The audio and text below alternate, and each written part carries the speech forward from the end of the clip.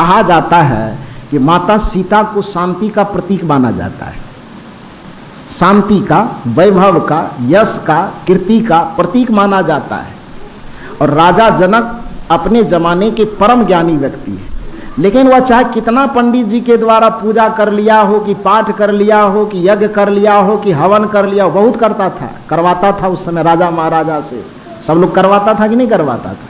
लेकिन पूजा करते करते राजा जनक को सीता मिली क्या? चंडी पाठ करते करते सीता मिली क्या? यज्ञ करते करते सीता मिली क्या? हवन करते करते मंदिर में माथा टेकते टेकते सीता मिली क्या? सीता कब मिली? सीता कब मिली? जब भक्ति ज्ञान से परिपूर्ण व्यक्ति, कि उसका मस्तिष्क ज्ञान से भरा हुआ था। किसका? राजा जनक का।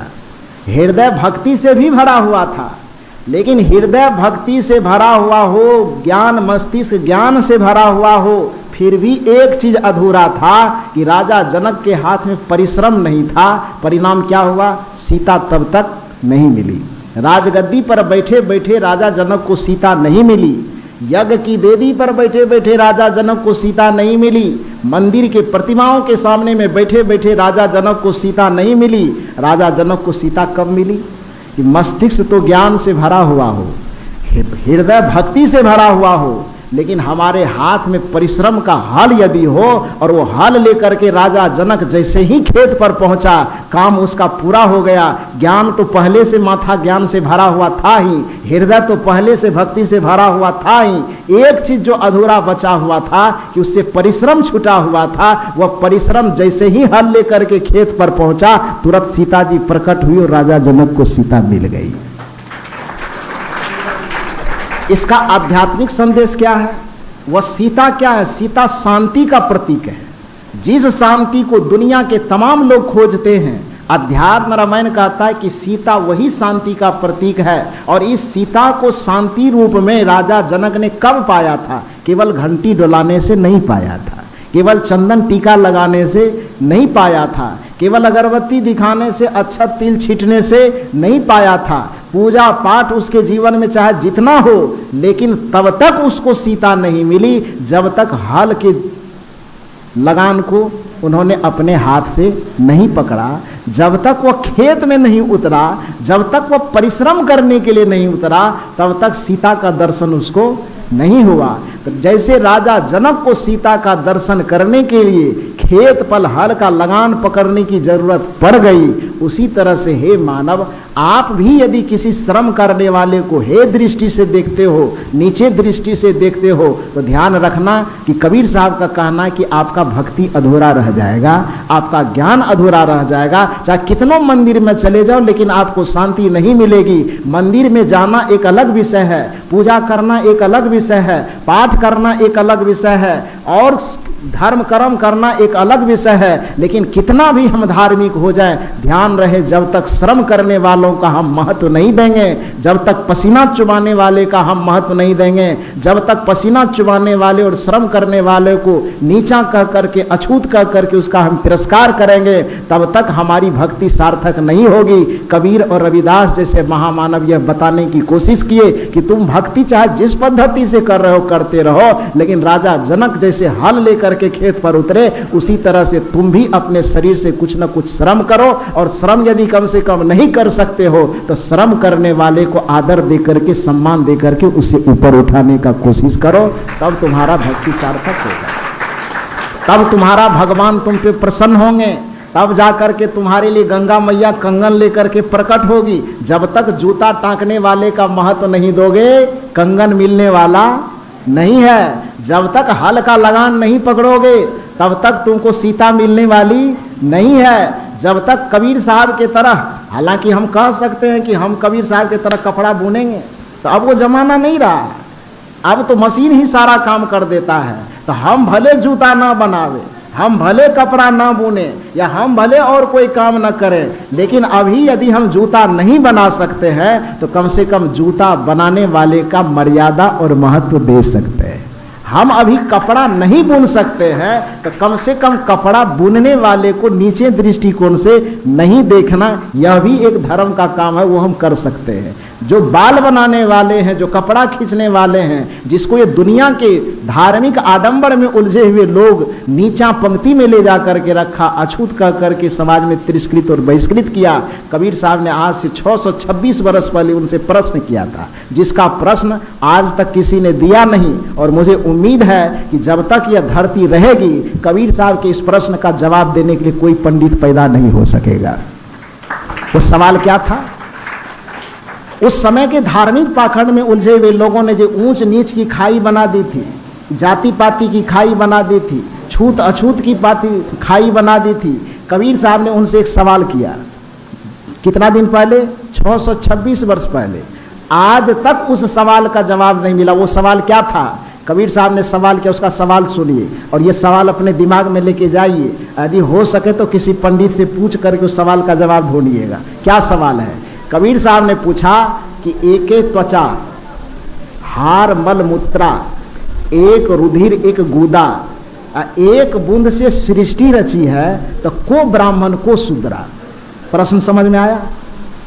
कबीर साहब ने प्रश्न किया कि भाई बताओ, इस धरती पे जितने लोग बैठे हो, चाहे जो अपने आप को ऊंच कह रहा हो कि किसी को नीच कह रहा हो, किसी को स्त्री कह रहा हो कि किसी को पुरुष कह रहा हो, किसी को बैकवर्ड कह रहा हो कि किसी को पुरुष कह रहा हो, किसी फॉरवर्ड कह रहा हो, किसी को ब्राह्मण कह रहा हो तो किसी को शूद्र कह रहा हो, किसी को ऊंच कह रहा हो, किसी को नीच कह रहा हो। तो जितना भी भेद तूने बताया है, बनाया है, तो कबीर साहब ने उससे प्रश्न किया कि बताओ, जितने मनुष्य इस धरती पर है, उसका चमड़ा एक है कि दो है?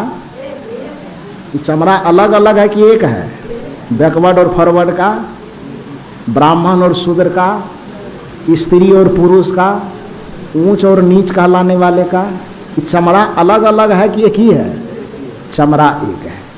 कबीर साहब ने दूसरा सवाल किया कि दोनों के शरीर में जो ब्लड दौड़ रहा है, वो ब्लड एक है कि अलग अलग है?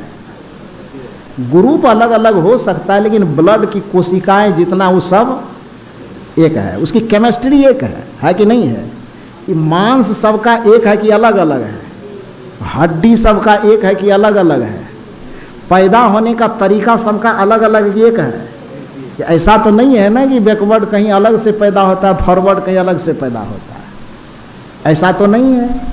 कबीर साहब यह सवाल आज से 626 वर्ष पहले किया कि एके त्वचा, त्वचा माने चमड़ी होता है, एके त्वचा हाड़, हाड़ माने हड्डी, एके त्वचा हाड़ मल मूत्रा, मल और मूत्र जो भी है वो सबका अलग अलग है कि एक है?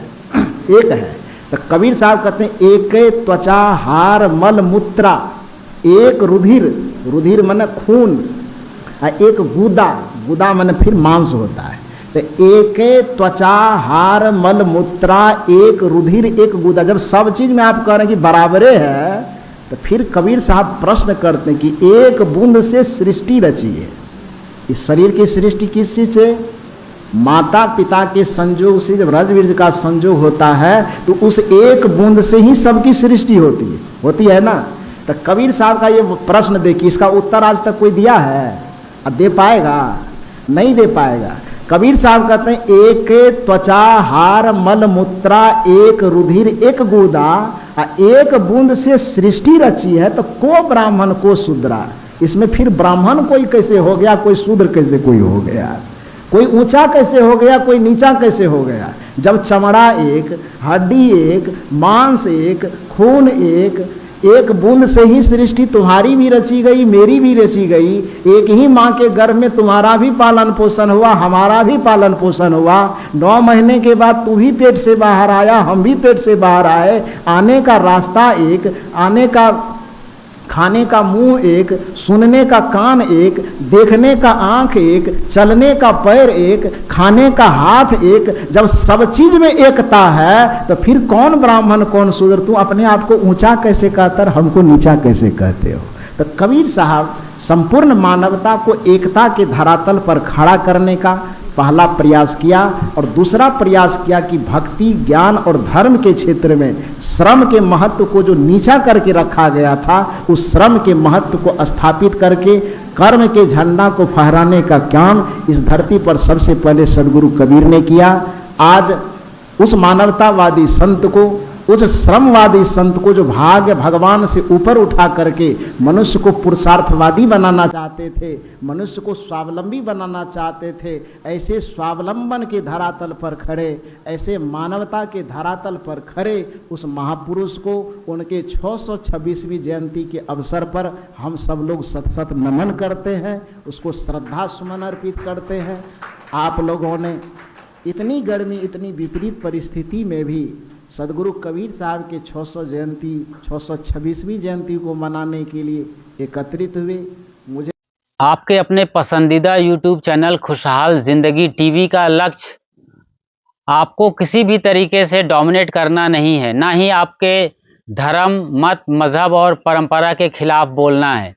हमारा मकसद है आपके भीतर जो परम सत्य सोया हुआ है उसे जगाना, किसी भी तरीके से परम सत्य को उद्घाटित करना हमारा मकसद है।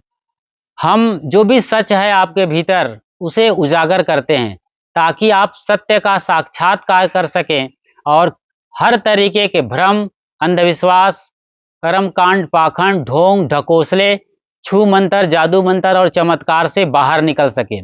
उम्मीद करते हैं कि आपने बड़ी बारीकी से इस पूरे सत्संग को गहरे में लिया होगा और समझा होगा।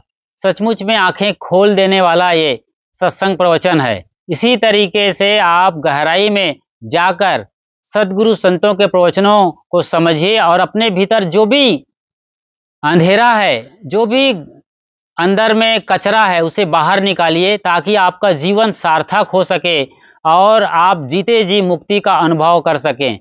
खुशहाल जिंदगी टीवी YouTube चैनल पर बिल्कुल नए हैं तो फौरन सब्सक्राइब कर लीजिए, जो कि एक बिल्कुल ही निःशुल्क प्रक्रिया है। और जैसे ही बेल आइकन को प्रेस कर नोटिफिकेशन की घंटी बजा देते हैं और ऑल या सभी को सेलेक्ट कर लेते हैं, हम जब भी लाइव आएंगे या नई वीडियो अपलोड करेंगे तो सबसे पहली उसकी सूचना आपको तुरंत मिल जाएगी। मिलते हैं जल्द एक नई वीडियो में, तब तक अपना और अपनों का ख्याल रखिए। शुक्रिया, साधुवाद और साहेब बंदगी।